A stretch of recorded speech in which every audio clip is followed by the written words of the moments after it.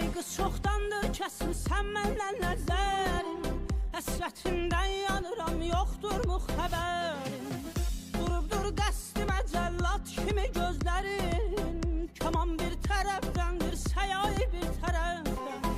Durubdur dəstimə cəllat kimi gözlərin, kaman bir tərəfdəndir, səyai bir tərəfdən. Həsrətin dəyəməyəm, sən ey sevimli dildar, səndən ayrı salıbdır məni uzalmaq yar.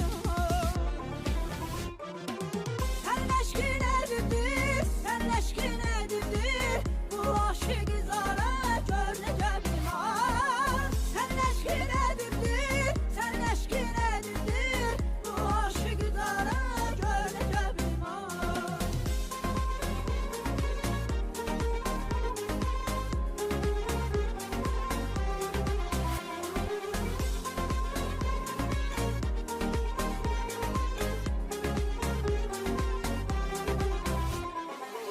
Həsrətin yandıracaqdır pərvanələr, qoyma günah yaxına biganələr.